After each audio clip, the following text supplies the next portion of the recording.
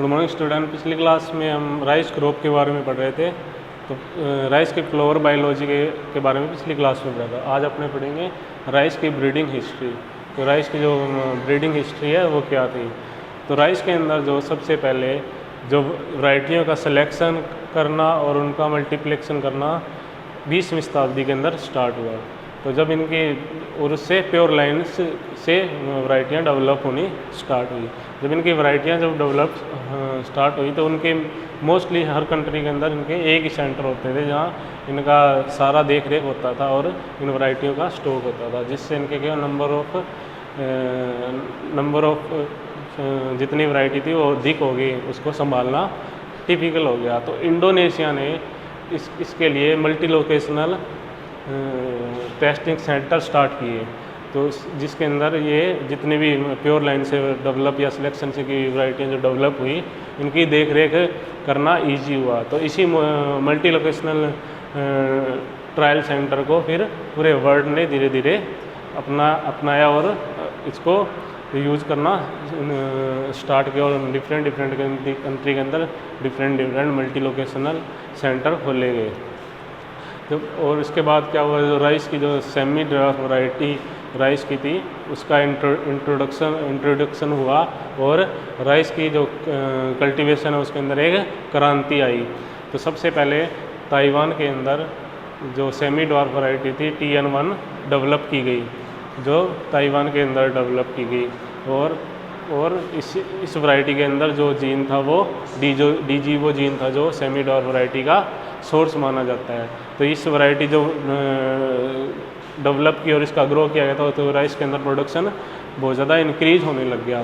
तो इसी के साथ इसी से ही फिर एक new variety IRRI international rice research institute Philippines में इसी के द्वारा सिलेक्शन करके इसके द्वारा TN वैरायटी के साथ का सिलेक्शन करके एक पेटा वैरायटी थी उसके साथ क्रॉस करवा के IR8 वैरायटी डेवलप की। जो ये TN वैरायटी जो सेमी ड्वार्फ वैरायटी जो डेवलप हुई थी, तो वो जो ये डेवलप तो की गई थी 1956 में, पर जो इसका मल्टीप्लेक्शन और डिस्ट्रीब्यूशन स्टार्ट हुआ 1960s में स्टार्ट हुआ।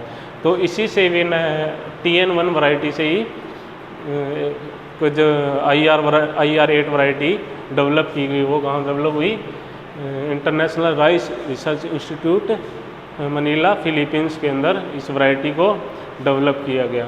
तो इंडिया के अंदर जो सेमी ड्वार्फ वैरायटी का सबसे ज़्यादा योगदान माना जाता है इन्हीं दोनों वैरायटियों का माना जाता है। कौन कौन से? TN1 और IR8। इसको इंडिया के अंदर 1965 के अंदर इसको इंडिया के अंदर इन दोनों वैरायटियों को इंट्रोड्यूस किया गया, जिससे क्या हुआ, राइस का प्रोडक्शन बहुत ज़्यादा इंक्रीज हुआ।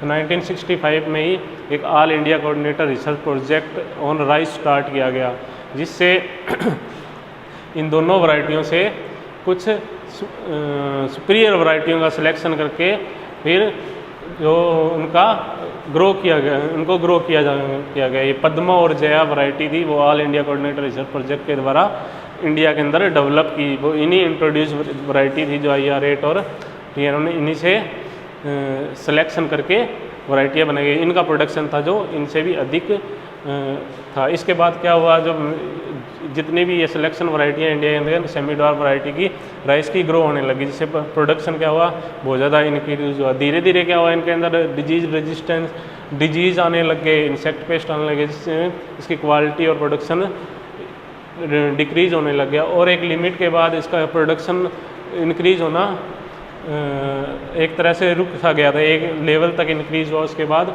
जो ये सेमी ड्वार्फ वैरायटी थी उनका प्रोडक्शन इंक्रीज नहीं होता, पर जितनी ज़रूरत के अनुसार उतना प्रोडक्शन राइस का नहीं हो रहा था। तो उसके बाद क्या हुआ, हाइब्रिडाइजेशन टेक्निक स्टार्ट हुई और इसके अंदर राइस के अंदर बहुत सारे हाइब्रिड डेवलप हुए।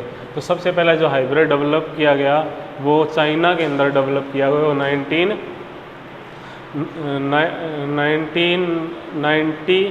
1976 में फर्स्ट हाइब्रिड राइस का वो चाइना के अंदर डेवलप किया। तो किसने? YL लॉन्गटिंग थे, उन्होंने चाइना के अंदर डेवलप किया। इंडिया के अंदर जो हाइब्रिड्स डेवलप हुए वो 1994 के अंदर फर्स्ट हाइब्रिड डेवलप हुआ था। वो कौन सा था? APRH1 और 2 जो ये हाइब्रिड था, ये इंडिया के अंदर डेवलप किया गया। तो इंडिया के अंदर 2001 के अंदर इसके बाद जो बासमती राइस है उसका फर्स्ट हाइब्रिड वर्ड का वो डेवलप किया, वो उसका नाम था PRRH10। ये हाइब्रिड था जो बासमती राइस के अंदर डेवलप किया गया। तो इस प्रकार क्या हुआ, इसका प्रोडक्शन धीरे धीरे राइस का इंक्रीज़ होता गया और करंट के अंदर इसकी और बायोटेक्निकल टेक्नोलॉजी से भी वैरायटियाँ डेवलप की। धीरे धीरे इसके जीन के मेकअप में भी सुधार हुआ, बहुत ज़्यादा हाइब्रिड इसके यूज़ किए हैं, जिससे राइस का प्रोडक्शन इंक्रीज होता गया।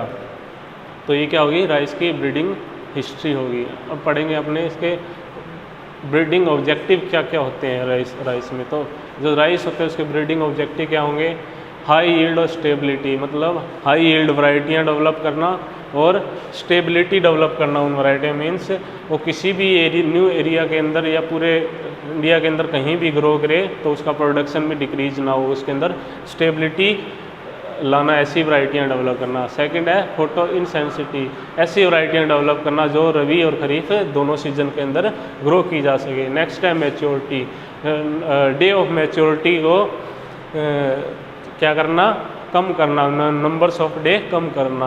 पहले जो राइस की वैरायटी होती थी वो 140, 150, 60 दिनों में जाके मैच्योर होती थी, पर जो अब न्यू वैरायटियाँ जो डेवलप हुई है राइस की वो 120 से 115 दिन के अंदर मैच्योर हो जाती है। नेक्स्ट है रेजिस्टेंस टू मेजर डिजीज, जो मेजर डिजीज लगते हैं राइस के उसके प्रति रेजिस्टेंस वैरायटियाँ डेवलप करना। नेक्स्ट है रेजिस्टेंट टू इंसेक्ट पेस्ट, जो इंसेक्ट पेस्ट हो रहे हैं उनके अगेंस्ट रेजिस्टेंस वैरायटियाँ डेवलप करना। और नेक्स्ट है रेजिस्टेंस टू एबायोटिक स्ट्रेस, जो एबायोटिक स्ट्रेस जैसे सलाइन हो गया, ड्रोट होना, ऐसी वैरायटी डेवलप करना जो सलाइन और ड्रोट एरिया के अंदर ग्रो की जा सके। तो उनको क्या बोलते हैं, एबायोटिक स्ट्रेस बोलते हैं। तो उसके प्रति रेजिस्टेंस वैरायटी डेवलप करना, ये क्या हो गया, ब्रीडिंग ऑब्जेक्टिव हो गई। नेक्स्ट है इसकी मेजर ब्रीडिंग मेथड्स कौन कौन से होते हैं। तो राइस के अंदर जो जितनी वैरायटियाँ लोग उसके अंदर कौन कौन से मेथड्स मेजर यूज़ किए जाते हैं। तो फर्स्ट है इंट्रोडक्शन मीन ऐसी किसी भी वैरायटी या स्ट्रेन को किसी नए न्यू एरिया के अंदर ग्रो करना क्या कहलाता है, इंट्रोडक्शन कहलाता है। तो इंडिया के अंदर जैसे IR8 होगी, TN1 होगी, तो इनको इंडिया के अंदर इंट्रोड्यूस किया गया स्टार्टिंग में। इंट्रोड्यूस मतलब उसको जो पहले सेमीड्राई वैरायटियाँ थी इंडिया के अंदर ग्रो नहीं होती थी, पर IR8 थी, उसको इंडिया के अंदर इंट्रोड्यूस किया गया। तो ऐसे इंट्रोड्यूस की बहुत सारी वैरायटियाँ, IR8 हुई थी, 20, 36 ये वैरायटियाँ इंडिया के अंदर इंट्रोड्यूस की गई थी, तो इन्हें इंट्रोड्यूस वैरायटियाँ बोलते हैं। इससे राइस का प्रोडक्शन बहुत ज़्यादा इंक्रीज और सेमी ड्वार्फ वैरायटियों का एरा स्टार्ट हुआ इंडिया के अंदर। नेक्स्ट है pure line breeding. Pure line breeding से वैरायटियाँ डेवलप करना, नंबर्स मोस्टली जितनी भी राइस की वैरायटी है उसमें ज़्यादातर किससे प्योर लाइन ब्रीडिंग मेथड से डेवलप की गई, यानी प्योर लाइन को सिलेक्शन करके ऐसे उसको वैरायटी रिलीज़ करना। करीबन 65,000 जो प्योर स्ट्रेन्स डेवलप किए गए हैं, किससे, प्योर लाइन ब्रीडिंग मेथड्स के द्वारा डेवलप किए गए। नेक्स्ट है रिकॉम्बिनेशन ब्रीडिंग। रिकॉम्बिनेशन ब्रीडिंग क्या आती है, जब 2 या 2 से अधिक वैरायटियों के बीच हाइब्रिडाइजेशन करवा के पेडिग्री मेथड्स के द्वारा वैरायटी को डेवलप करना क्या कहलाता है, रिकॉम्बिनेशन ब्रीडिंग कहलाती है। इस रिकॉम्बिनेशन ब्रीडिंग के मेथड से राइस की बहुत सारी वैरायटियों को डेवलप किया गया। नेक्स्ट है म्यूटेशन ब्रीडिंग। म्यूटेशन ब्रीडिंग क्या होती है, किसी के जैसे राइस के अंदर किसी भी जैसे राइस की क्रॉप के जीन के अंदर परिवर्तन लाना क्या कहलाता है, म्यूटेशन ब्रीडिंग कहलाता है। म्यूटेशन ब्रीडिंग से राइस के जीन के अंदर परिवर्तन लाके उसके अंदर न्यू कैरेक्टर डेवलप कर देना, जिससे जो ये कैरेक्टर डेवलप हुआ है उसी स्ट्रेन को एज ए वैरायटी रिलीज करना। तो म्यूटेशन ब्रीडिंग के अंदर जो राइस की जो फर्स्ट म्यूटेशन वैरायटी डेवलप की थी वो थी जगन्नाथ। नेक्स्ट है हिट्रोसिस ब्रीडिंग। हिट्रोसिस ब्रीडिंग क्या हो गया, जो F1 होता है दो वैरायटियों के बीच में या इनब्रीड लाइन्स के बीच में क्रॉस करवा के जो F1 डेवलप किया जाता है, उस F1 को as a variety commercially use करना क्या कहलाता है, हीटेरोसिस ब्रीडिंग कहलाता है। इसमें क्या होता है, हीटेरोसिस ब्रीडिंग में होता है जो बाकी मेथड से जो वैरायटी डेवलप की हुई है उनसे 20 या उससे अधिक % तक प्रोडक्शन अधिक रहती हैं। तो उससे इंडिया के अंदर जो हाइब्रिड डेवलप किए गए हैं वो जैसे APRH 1, 2 ऐसे बहुत सारे हाइब्रिड्स इंडिया के अंदर डेवलप किए गए। ये APRS था जो फर्स्ट हाइब्रिड डेवलप किया गया था 1994 के अंदर किया गया था। इसी प्रकार बासमती जो राइस होते हैं उसके अंदर हाइब्रिड डेवलप किया गया, वो क्या था, PRRS10 था जो बासमती राइस के अंदर हाइब्रिड डेवलप किया गया। नेक्स्ट है वैरायटी हाइब्रिडाइजेशन।